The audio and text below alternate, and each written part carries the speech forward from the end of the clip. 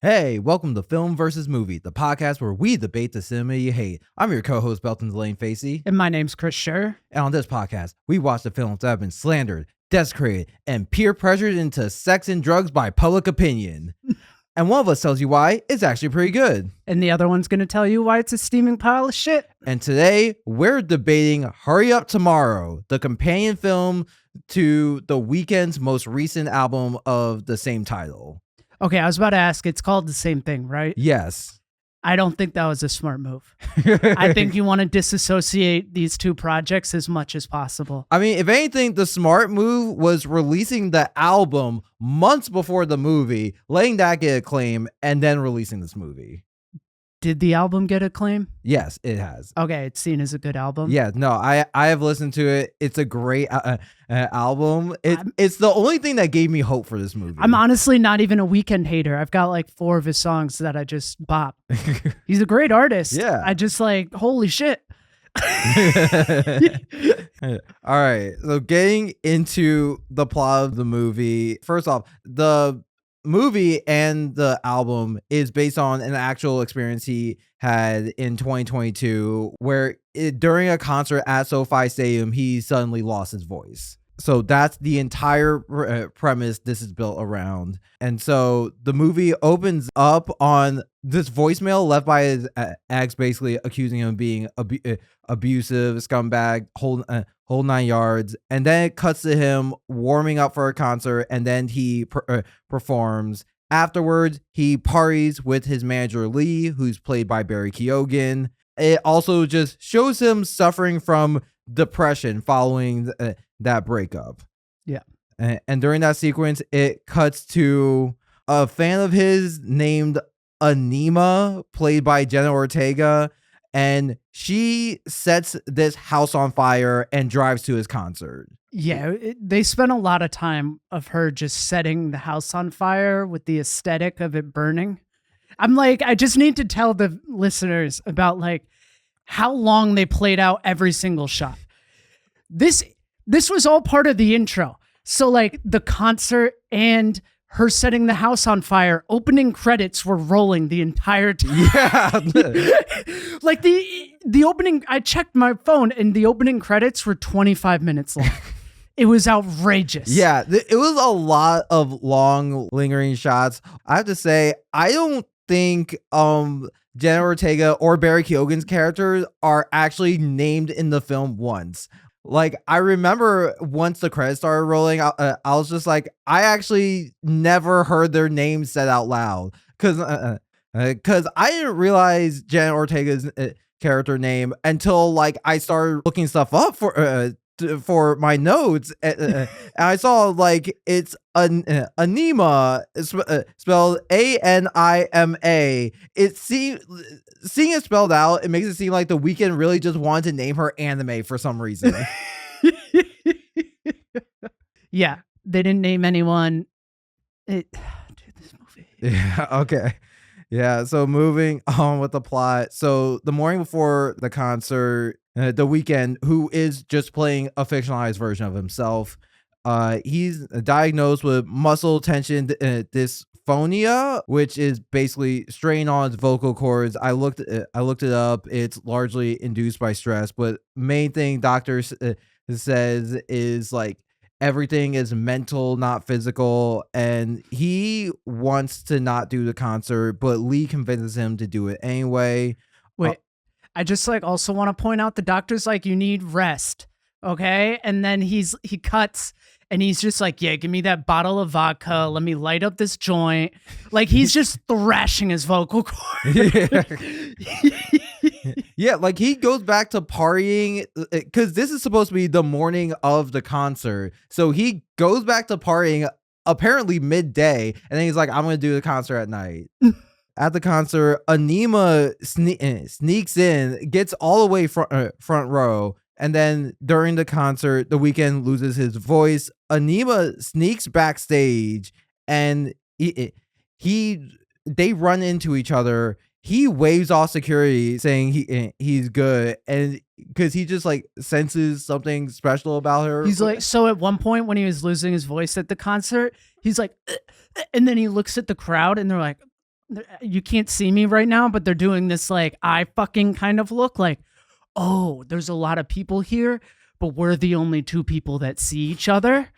You know what I'm talking about? Like, you know that shot? Like, Yeah, yeah, watching it felt weird because I'm not sure if you've ever heard women like make the joke of, "Oh, when I was 15, I went to a One Direction concert and I thought Harry Styles was going to see me in the crowd and instantly realize we should be together." It feels weird. He wrote that joke into a person, and then but it's a fantasy about someone that he essentially wrote for himself. It's really weird. it's kind of like masturbating in a mirror. To Yeah. an extent.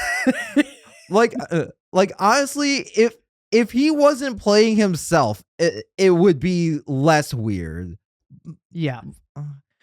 But like everything together just makes it kind of weird. But after that, they spend the night together just having fun. They go Pacific Park. He just avoids his manager because he's mad for pressuring him to perform. They end up at a hotel. Next morning, he hears Anima get into an argument with her mom over burning down the house at the beginning.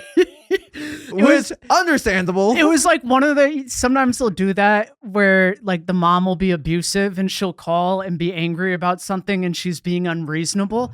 But honestly, she's having a very subdued reaction. Yeah. To her burning down her entire home. Yeah, it's like if someone burned down my house, it's like you know what, a cab, but you need to go to jail. Yeah. When the Weeknd sees her crying because of that's when he decides to leave. He tried to leave, but she insists he needs to stay because like no one else understands him and they're just gonna abuse him. And when he tries to leave, she knocks him out with a champagne bottle. And during that time, he has this nightmare where he's walking alone. His child self is looking back at him. There's this strange woman that attacks him. Well, did you watch Naruto? I've seen like half of it. Oh, okay. So in like the war arc or during the pain arc, Kakashi dies and he ends up in like purgatory, and his dad was waiting for him just sitting around the fire. And I was like, yo, The Weeknd definitely saw that scene in Naruto. And was like, because that's what it was. That's what it reminded me of. All right. So when he wakes up, he's tied to the bed in the hotel room. Anima just starts playing a couple of his songs, dances to him, and analyzes his music to him, wanting him to open up. Honestly, like it was funny just watching this because she plays Blinding Lights, one of his biggest hits. And she starts off saying, you know, people just think it's a fun song, but it's actually really deep. But her explanation goes on for so long. I just start listening to the music and it's like, this is the most fun I'm having this movie. Yeah, I get it's about loneliness and all that, but also it's a bop. Yeah, and so while she's doing this, Lee tracked him down to his hotel. He breaks into the room. He and Nima get into a fight. She ends up killing him in the fight. Then she pours gasoline all over the Weeknd and the bed he's on, and she's lit the lighter, about to drop it, and suddenly he opens up by singing "Hurry Up Tomorrow," the title song on the album. And so she's moved enough by that to free him, and after he's gone, she lights the room on fire, and the movie ends by him walking back into the green room of his concert, just distraught from the events. Yeah, that's it. Also, there's a lot of like, I was trying to describe the background music to our friend Lee, and like I was just like, it's like boing, boom, boom, boom, boing, boom, boom, boing, boom, boom, boing. Like it wasn't bad, but like there's a lot of those noises. Yeah. I mean, yeah. So whatever you were picturing for the along with that plot reading, just picture a lot of that too. Honestly, having listened to the album before seeing this movie, the music didn't surprise me. No, it's Which, like, as previously mentioned, like the film is based on an actual incident that happened to him at SoFi Stadium in September 2022. They actually made the movie before the album. The album was made in post production while they were developing all the music for the film. He has publicly stated that this film and album mark the end of the Weeknd, and so from now on, he will be going by his actual name, Abel Tesfaye. why do I get suspicious anytime an artist does that? I'm like, what did you do as the week? I mean, here's the thing, because our generation only has two artists who have done that repeatedly, and that's P. Diddy and Kanye. Yep. So it's not good precedent for us. No, I'm just that's exactly what I think of. Yeah, and so this is The Weeknd's first time starring in a feature film, second major acting credit. The other one is The Idol, which he co-created with Euphoria creator Sam Levinson. He starred in, and it was very critically panned, only lasted one season. And so he wrote the script for this movie with Trey Edward Schultz, who was also the director. And Trey Edward Schultz previously wrote and directed It Comes at Night and Waves, which I did see Waves before recording this. Like, I feel like Waves is the movie that got him the job for this, and I mean that in a very complimentary way. Because, like, watching Waves, you can see, oh, it's a very similar visual style, and that movie also has a main character who deals with loneliness and substance abuse. I'm just guessing the film has a lot more substance to it. Yes. Doo-doo-ch.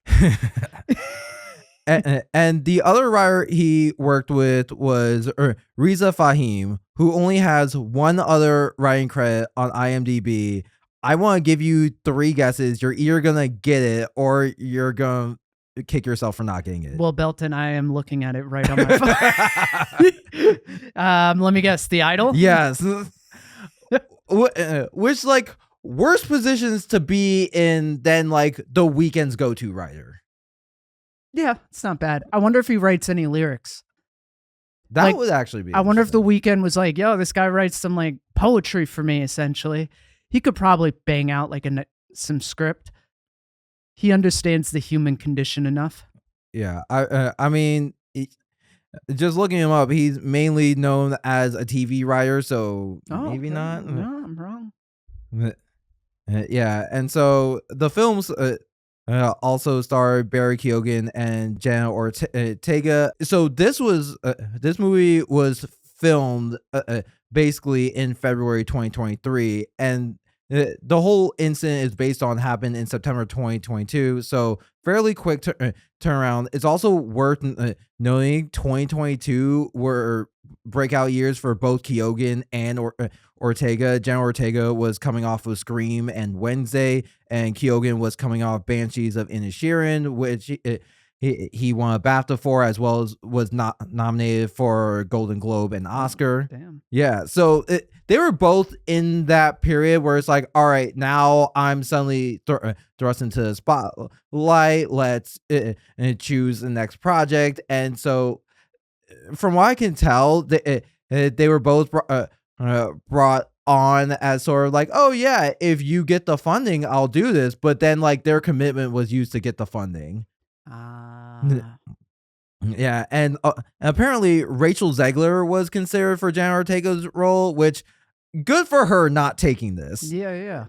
I can't imagine if she were to come off of Snow White, which she was publicly blamed for the failure of, and then her next credit is a big flop.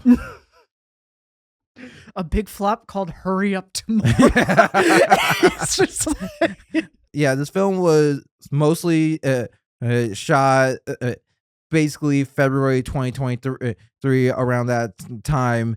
In July 2024, the Hollywood Reporter released an expose claiming that the movie had basically like completed post production and was just sitting for over a year because they couldn't get a buyer to distribute it. Well, that makes sense. Yeah. Like, I just want to know how this was pitched. I'm also surprised because this was co-produced by Live Nation. I'm surprised they couldn't get some sort of distribution deal in place before this. Well, I mean, Live Nation doesn't own movie theaters. No, they don't. But you think they have more connections, and I mean, maybe that a lot of movie theaters are weary of getting involved with Live Nation, lest they be bought out. if we're living in a world where like concert movies like Beyonce and Taylor Swift sell out theaters, Yeah, I don't think it would be crazy to think like, oh yeah, they could sell a Weeknd movie that's, based on an actual concert experience. Yeah, maybe they just I don't know. They should have done a concert movie. Yeah, that would have been way better. Like it could have like had one concert, then you follow the Weeknd on his way to the other concert. They could have like had some personalization in it, but yeah, I don't know. Yeah. I was kind of surprised this wasn't mainly a visual album with like some plot. But in November 2024, Lionsgate announced they acquired it. And so the movie came out May 16, 2025 on a budget of $15 million. And keep in mind, as of recording, it's only been out for 2 weekends. But so far, it's made $5.5 million worldwide. It is not expected to recover the budget. And according to Deadline, a single concert of the Weeknd earns more than this film is expected to make in theaters. Maybe Live Nation kind of saw that it wasn't selling and it wasn't going to be as good of an advertisement for Weeknd concerts as they thought it does seem like the marketing was very low. Like I know I'm someone where it's like when I go to movies I try to avoid trailers, but like I did not see a trailer for this until after I saw it. I'm guessing they just pretty much saw this as a giant loss. I don't know how they got Lionsgate to distribute it. Yeah, I guess Lionsgate figured out they're like, if we buy this to distribute it at such a low amount, the Weeknd has enough fans to pull in like just enough for us to make our end. Yeah, I feel like Lionsgate is also desperate for anything to hold them over to the next Hunger Games movie. Are they the Hunger Games? Yeah. Okay. As of now, this movie stands at a 15% on Rotten Tomatoes and a 5.3 on IMDb. 15's a little high. I'm not gonna lie. It was really bad. I mean, so the thing about the Weeknd, and I saw 2 or 3 episodes of The Idol. For an artist that seems to care a lot about the visuals associated with his music, I'm not sure he's taken an acting lesson once. No, he definitely hasn't. Yeah, because it's like watching him act. It's like he's unsure what decision to make. Like, I think in his head, acting is just like we have a conversation and in a natural environment that kind of looks like a movie, but when you're in front of a camera, you actually need to act. Yeah. So I think in his head, he's like, well, the movies I see, they're basically just talking and I can talk. So therefore, if I just act like I do in regular life, as I play myself, everything will work. It's like he heard people say, oh yeah, acting is just saying words out loud, and he didn't realize that was a joke. Yeah, like, and then I also have a theory that when his voice went out at that concert, he was like, well, I have to figure out something to do. And then he just got the ball rolling in 2020. When did The Idol come out? The Idol came out, I believe it was 2022. Let me make sure. Okay, then they could, never mind. What I was thinking was wrong. I thought he was kind of hedging. Oh, 2023. Okay, yeah, he might have had that incident, started hedging his bets, has enough pull to get things to move quickly. And that was like coming off of COVID. Everyone was just looking for projects. Yeah, yeah. I'm curious if he'll try another I like think this movie has got to project. be it. Uh, Yeah, because the thing is, it's like the scene where Jenna Ortega's character is crying after the conversation with his mom. He walks in on her crying. He doesn't have a look of like worry, concern, or even feeling of like I gotta get out of here. He looks like he just learned about the concept of crying. He's like, "Why is your face so wet?"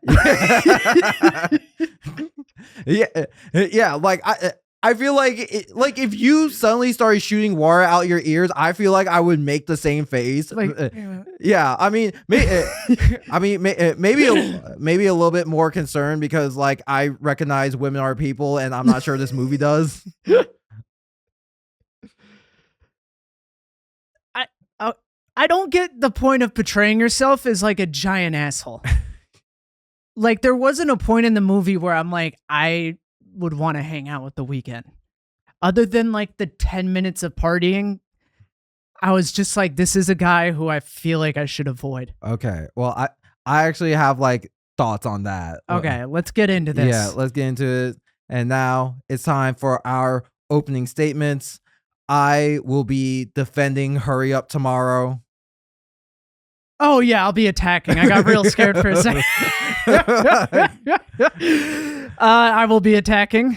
Do you want to start or should I? I'll start. All right. The artist formerly known as The Weeknd could have simply made a series of music videos and called it a day. Instead, he picked great collaborators to give a peek inside his mind. Some may say the plot and characters are underdeveloped. Maybe we've just become too used to having everything spelled out for us. He wanted us to leave the theater with something to think about, and that's what he did. Yeah, thought about how bad the movie was. All right. The Weeknd had a lot of nerve naming himself because based on his performance, I wouldn't even rate him worthy of a Monday. This whole thing is a music video that got a little too big for its britches. To this movie, I say, hurry up tomorrow because it means I will never have to think about this film again. All right, I'm just going to come out and say this is an indulgent film school project that people would sigh while they're watching it. Oh yeah, of course it's indulgent. Like it's like a full length movie about his music. Like the thing is, other artists have done versions of this. It just wasn't as blatant or as like self-referential. Even the parts that weren't about him were indulgent as a filmmaker. Like they didn't need to spend 7 minutes burning down that house. The thing is, burning down that house, like that was like one of the more interesting scenes because like also I will say both Jenna Ortega and Barry Keoghan gave this movie their all. Like they might not have had a whole lot to work with, but they made it better. Yeah, I'm not going to talk shit about them. They were pretty solid. Yeah, I don't know. There's just like so much in this movie where I'm like, that could have been shorter. That could have been shorter. That could have been shorter. And then I'm just like, I feel like this movie should have been 3 music videos. Yeah, I mean, the thing is, like the title song "Hurry Up Tomorrow," it is all about him realizing, like, oh, I've been a terrible person. I deserve to like suffer for this, and the whole thing is like, hurry up tomorrow because like I just want to like be crucified and be reborn, and so like I think it is like pointed that like the whole thing is about him. He has to realize a terrible person he's been. That I feel like that's kind of why like everyone around him feels underdeveloped because he doesn't really care about them. Okay, but also I feel like they didn't do that good of a job illustrating what a terrible person he is. I was going to give this disclaimer. We watched this last week and I'm not going to spend more money on this movie. So yeah, he didn't actually do anything that wrong before leading up to Anissa. The only thing we have is that one voicemail which I thought was Jenna Ortega's character because it so heavily implies that it's Jenna Ortega's character. Like, what the fuck, Belt? At least it would have made sense. Everything that's going on is it's his ex coming back to tell him not only is he a piece of shit, he is a piece of shit who can't even understand himself. Great idea. But then they're like, oh, Jenna Ortega is just this weirdo unknown person to him. Yeah, this weirdo who knows how to sneak into a concert very well. She was doing like CIA level maneuvers in order to get to this concert. No, because I remember when she first walked into the concert, in my head, it was like, oh, she's here to shoot him. I'm like, why did I think that? I was like, oh yeah, because I've never seen, it's been a very long time since I saw someone walk into an arena with a backpack that large. And she didn't even go through security. She didn't have a ticket. She's like pulling, like, at one point she like throws a tennis ball away and like the guard chases after, and she's like cutting through doors and doing combat rolls, and like, it's just honestly, like if this movie wanted to be more on the nose, they would had a shot where she's just holding the blueprints of SoFi Stadium. That should have, like, before she burned down the house, she's like Googling like best way to sneak into SoFi. Yeah, that's my one. It needed to be the woman from the voicemail. Like, matching up that they both had angry voicemails wasn't enough to connect them. It just like, you're like, oh, you're kind of pathetic, The Weeknd. You've literally got so few people in your life that you'll just run up to a random woman who is very clearly suffering from BPD and like put your entire self on him. It's just, I don't know. Like, I don't think he acted like an asshole, which is makes the voicemail confusing. I think he's just like an insecure kind of loser. Yeah, I mean, I think that's also the point, because I think I think part of it is they still need to leave it vague enough where it's like you're wondering what happened, because in his mind he might not have realize like, oh, exactly what he's done, might not realize like exactly how he hurt someone. And if they explicitly show that to audience, then like you don't really understand him as much, unless you were to like go the long route and go through their entire relationship. Look, I just needed something to ground this film so it had substance. Like that, I needed some kind of a plot, just not like random scenes pieced together that are kind of vibey. Honestly, I do think it has some substance, not entirely due to writing, but due to like the directing and Jenna Ortega and Barry Keoghan, and as well as the cinematography. Because like, for as structurally challenged as the script is, because like essentially Act 1 is some how too long, but also doesn't have anything. Yeah, it also doesn't have enough to properly introduce the characters. Act 2 is just very short. There's still enough in there for Act 3. It's just not pulled off entirely. Like you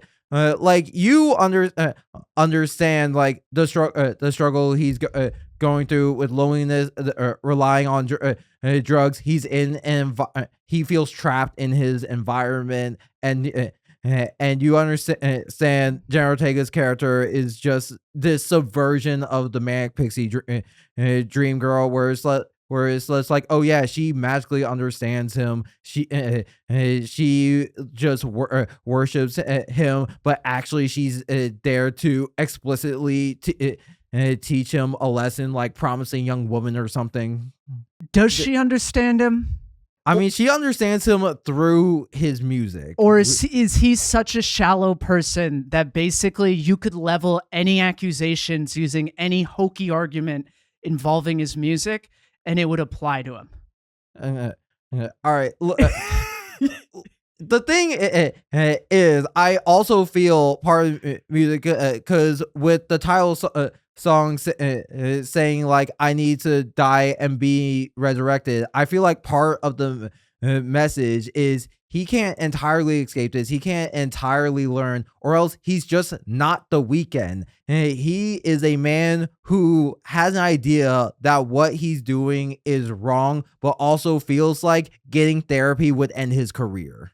I think he could just get therapy. I don't know. Yeah, I mean, look, he's been singing about women, drugs, and loneliness for over a decade. It's to the point he made a song about cocaine that won a Kids' Choice Award. Like, Which one? Can't Feel My Face. Oh, I never heard that. It was a big hit. Yeah, I probably like heard it, but like I can't put a song to it. Yeah, but I feel like when that happens, Wait, is it like that? I can't feel my face. Yeah. Right? Oh, that's a great song. Yeah, I can't feel my face when I'm with you. Oh my god, that's such a good song. Yeah.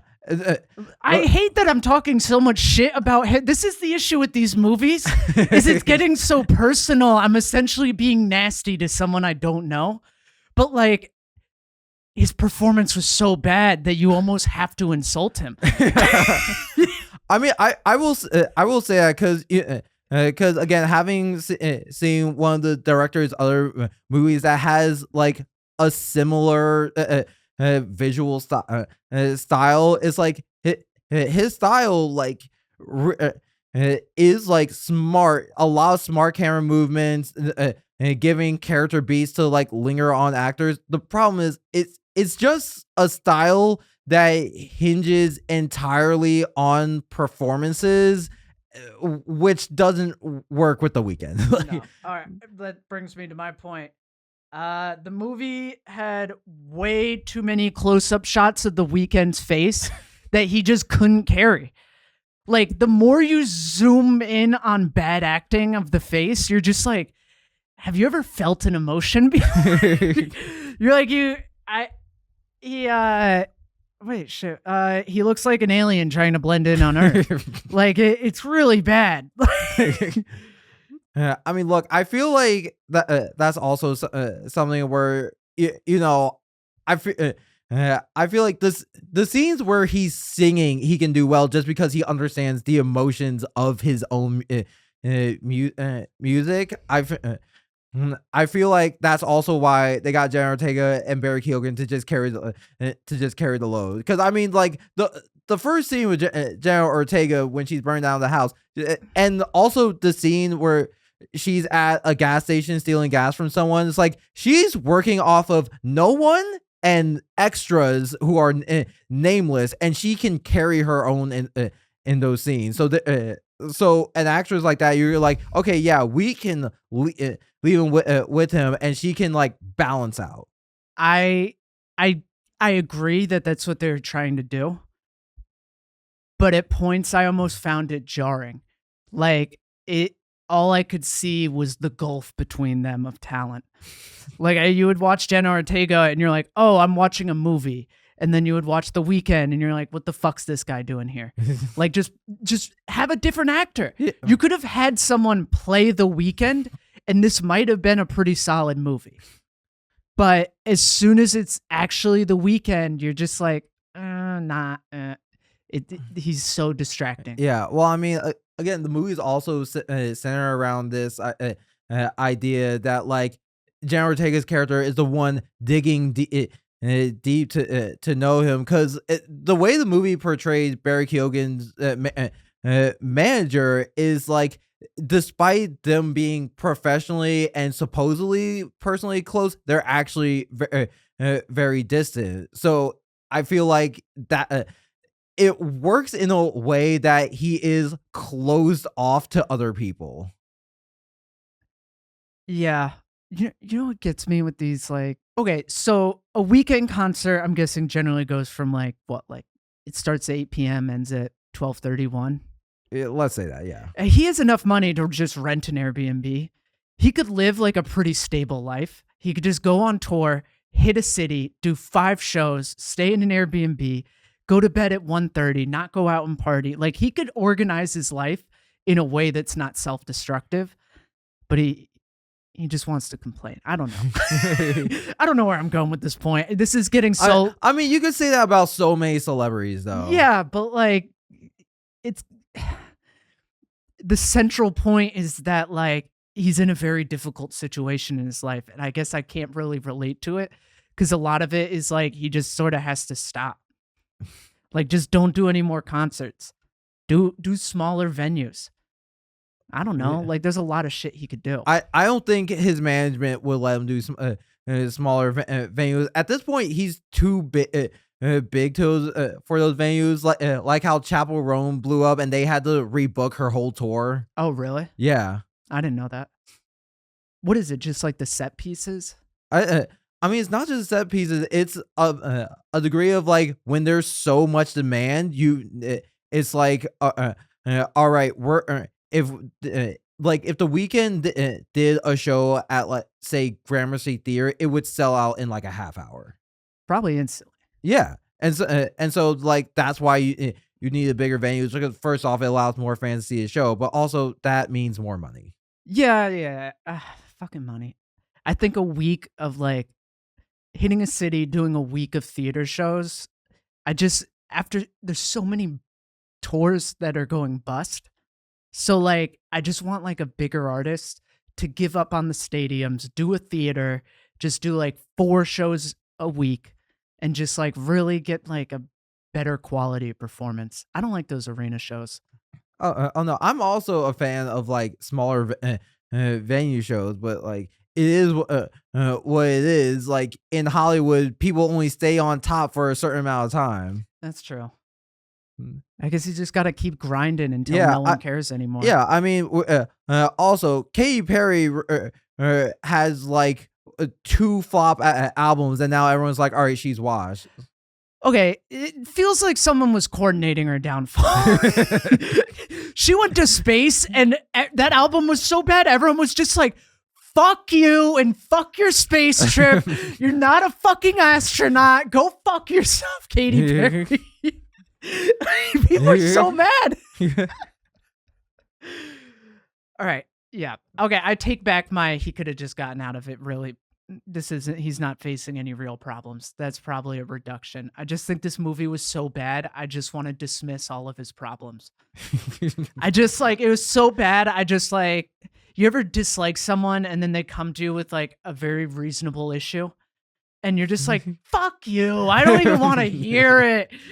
Like, I don't know. Yeah. I feel like the way he depicts himself in this movie, it's like he is a quote victim of the male loneliness epidemic, except he gets too many women to be an incel. Yeah.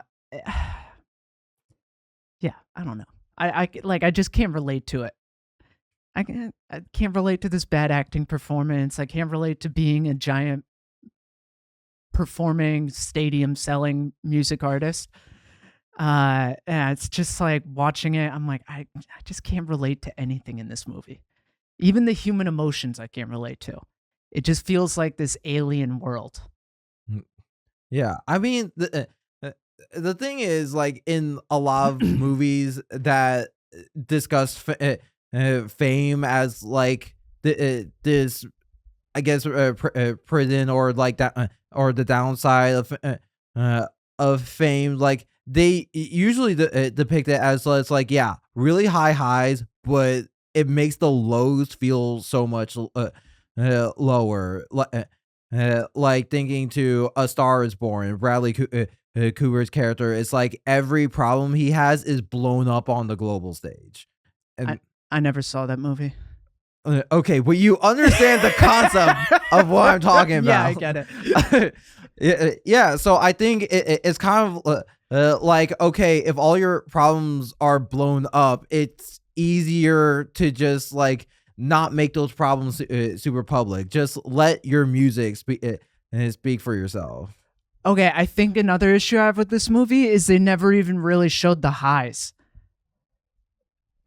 Like, you got that one party scene, and that's pretty much it.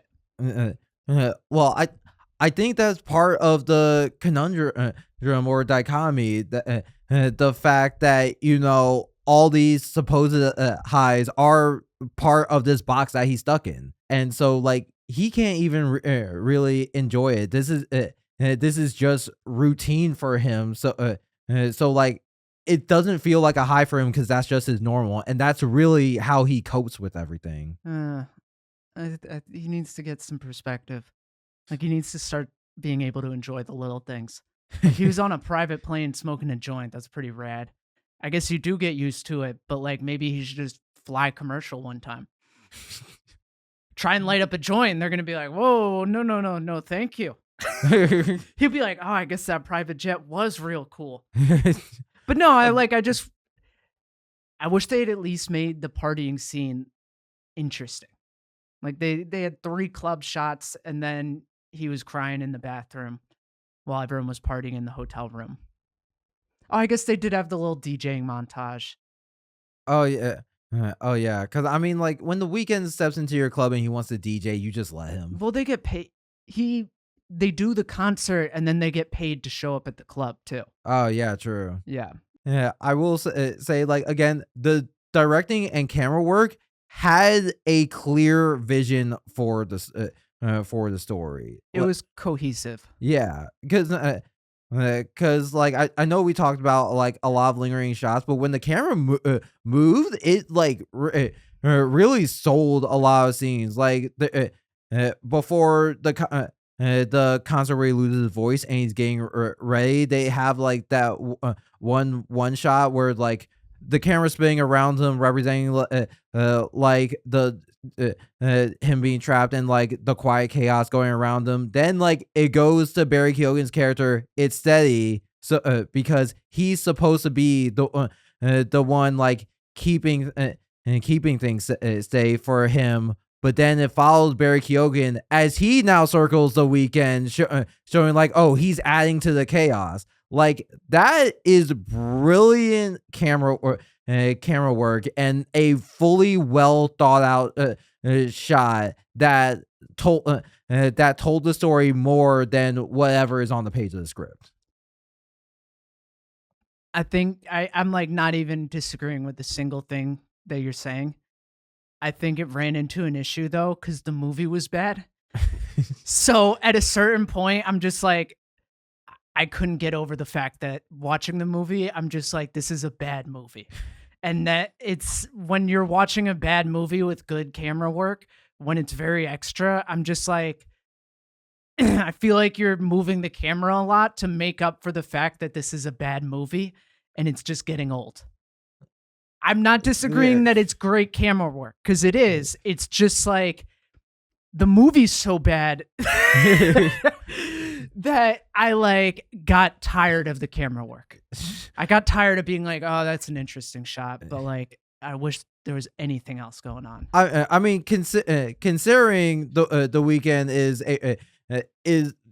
all everything about production was based off of him, so he was probably a major writer on it as well as an executive producer. I feel like it's hard to say like if the director was allowed to just do everything, he was just lean into it and made it kind of campy. But like as is, like you gotta do the job you're given. It's like he took the job. He's like, you know what, I'm gonna do my thing. He showed off his style the same way Waves probably got him this job. Maybe this gets him another. Well, honestly, everyone else but The Weeknd showed up to the movie. It was just he was so bad in it, and the writing wasn't good, and like everything that was sort of he was so central to the movie that everything good around him didn't work. And I think that's the ultimate disappointment of this movie. Yeah. I mean, yeah. I mean, it's a performance that's hard to like shoot and cut around. Yeah. You want to get to the 3 things? And now it's time for our concessions. This is where I give 3 things I didn't like about the film, and Chris gives 3 things she did like. You want to start? I'll start. Yeah, my first concession is Abel Tesfaye cannot act. like it was hard because like again Jenna Ortega, Barry Keoghan, they did the most with what they have to a point. I'm not sure they were given full backstories because their characters aren't explored that much.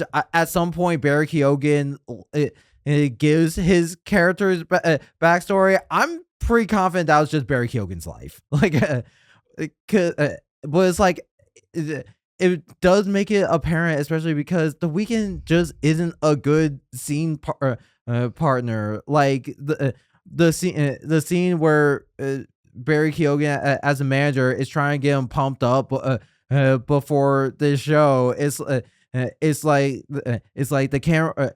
Is shot in a one take that slowly zooms in, and and Barry Keoghan is like really working with everything he has in this, but you can kind of see in the performance he's just naturally looking to The Weeknd as his scene partner for like some indication or some facial expression, and he just gets nothing. Jenna Ortega managed to make a decent performance out of absolutely fucking nothing. Yeah, I think she made her character the most interesting person in the film, and again, I feel like if this film respected women more, they would have dove deeper into hers. I would have loved a movie that isn't even about The Weeknd and doesn't involve him, but involves a pop star being kidnapped by a crazy fan, and it essentially is a remake of Misery. Just Jenna Ortega, like same age she is, pop star, male or female, doesn't matter, same age that Weeknd was, and just like give her the room to like play that batshit insane character because she did a really good job. Yeah. And you know, my next concession is the story is weak with very little introduction for the characters, because it's weird because this movie, like obviously the target audience is naturally going to be fans of The Weeknd, but it expects you to just understand him as an audience in place for introducing him as a character. Yeah. You know you ever see the clip of where it's like, just get the fuck out. Yeah. Just get the fuck out. That was actually a decently acted scene. As the clip taken out of context makes it seem really bad, but that is actually the only appropriate thing to say to Jenna, because at that point he's like, all right, I gotta go to Australia, and she's like, no, we are lovers. We are best friends. I'm the only one who sees. She was saying like straight up batshit insane things, and I feel like I've responded equally poorly when you're just like so overwhelmed by the amount of insanity in front of you. Where he's just like, fuck, get the fuck out. Like, just get out. What are you talking about? We met one night. Yeah, I feel like the only thing with that, it becomes laughable because like the way it's shot, especially with the music build up, it builds up to that moment. So it's like you're kind of expecting something more, or like a big turn of the scene, except like because the scene up to that point, he's trying to get out, so it's like his actions doesn't change. Like nothing really changes about him. What the thing is, you know how you get out of that situation? He's going to Australia. He literally had to be like, oh, all right, just go grab your passport. I'd bet $1,000 that girl didn't have a passport with her. I'd be like, oh, okay, yeah, let's just head on right to the airport. No, I love you. You're coming with me. Let's just go to oh, no passport. Ah, shit. You can't go to Australia then. Bing, bang, boom. This whole thing, no getting tied to the bed. I know, like honestly, watching this movie, I thought of I'm not sure if you've seen like the Amazon show Swarm from Donald Glover, but it's about like this girl who's way too obsessed with like essentially a fictional version of Beyonce, and it seems like that's what they wanted to kind of do with this movie, except like, oh, I actually needed this, but they just came up very short. which also leads me to my to my last point. This movie is very self-indulgent and talks down to the audience. Again, because this movie's natural target audience is going to be fans to the Weeknd, and then you have an entire scene where Jenna Ortega's character is essentially just explaining his music to him, and therefore you, the audience, like you don't understand it, and so and then like considering the whole movie is kind of centered on the theme of like how he doesn't treat women well. He's not forced to treat a woman well at all. Like he gets out of the whole situation by singing his own music. Like as a writer, I define character development by a character by the end of the story does something that they would not have done at the beginning, and that just doesn't happen for him. I also like can't believe that he didn't once think of singing to this crazed fan that is breaking down his music to him. No, the crazy thing is like the night before when they're sitting in the hotel room and he's playing the unreleased song for her. That's the same song he sings at the end. I also hate how he's acting. He's like, actually, like I don't like. It's so bad. It's like, come on, you're a famous artist. I don't like if Taylor Swift was like, hey Chris, I'm gonna play a song for you, and she's actually just like, be nice. It's so bad. I'd be like, you sold like 9,000 shows. Like, what are you being shy about? Yeah, you're a great songwriter. What is this? Yeah, it's like I'm someone where I have 2 karaoke songs. If I sing anything else, I get booed. So, like, trust me, your bad is not my bad. They boo at karaoke. I don't go to karaoke. I don't like. No, they don't actually boo. That's why it's done in a bar. Okay. The music wasn't bad, but it fell flat once I realized that was like the majority of the film. Honestly, if it was like sort of a jukebox karaoke movie where they went through all the songs on the album, I think I would have enjoyed it more. Yeah, like they focused a lot on like the instrumental parts of songs. So there's like a whole lot of like just kind of electronic, futuristic beats going on.